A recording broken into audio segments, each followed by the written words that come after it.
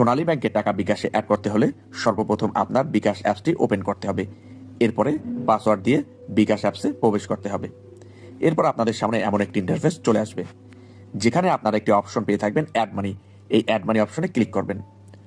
Add মানি অপশনে click করার সাথে সাথে আপনাদের সামনে এমন একটি ইন্টারফেস চলে আসবে, যেখানে আপনারা ব্যাংক টু বিকাশ এবং কার্ড টু বিকাশ দুটি অপশন পেয়ে থাকবেন।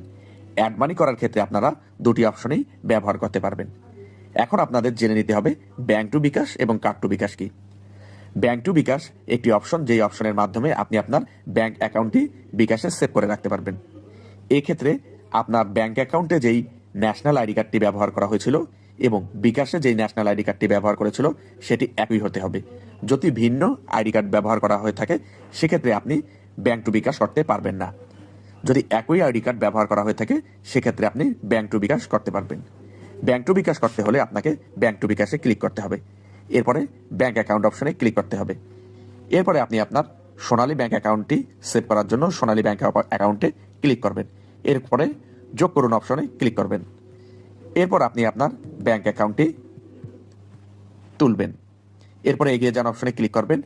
এরপরে ব্যাংকে যে নামটি আপনার রয়েছে, অর্থাৎ যেই নামে আপনার অ্যাকাউন্টটি খোলা হয়েছে সেই নামটি এখানে ব্যবহার করবেন, করে এগিয়ে যান অপশনে ক্লিক করবেন। এগিয়ে যান অপশনে ক্লিক করার সাথে সাথে আপনার ব্যাংক অ্যাকাউন্টটি বিকাশে সেভ হয়ে যাবে। এই সেভ হতে সর্বোচ্চ 72 ঘন্টা লাগতে পারে। চলুন এখন দেখে নিই ব্যাংক টু বিকাশ করার পদ্ধতি। অ্যাকাউন্টটি সেভ হয়ে গেলে আপনারা ব্যাংক অ্যাকাউন্ট নামে যে অপশন রয়েছে সেই অপশনে ক্লিক করবেন। এরপর আপনাদের সামনে এমন একটি ইন্টারফেস চলে আসবে, যেখানে আপনাদের সেভ করা ব্যাংক অ্যাকাউন্টটি দেখতে পাচ্ছেন। আপনারা সোনালী ব্যাংক অপশনে ক্লিক করবেন।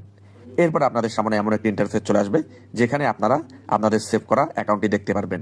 এই সেভ করা অ্যাকাউন্টে ক্লিক করবেন। এরপরে আপনারা এগিয়ে যান অপশনে ক্লিক করবেন। এরপরে আপনারা বিকাশে যত টাকা অ্যাড করতে যাচ্ছেন সেই টাকার পরিমাণ এখানে তুলবেন।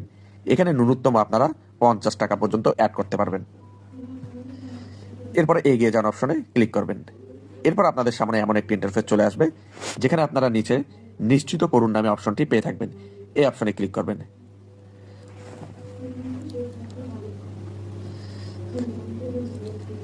এই অপশনে ক্লিক করার সাথে সাথে আপনাদের সামনে এমন একটি ইন্টারফেস চলে আসবে, যেখানে আপনার মোবাইলে একটি ওটিপি চলে আসবে।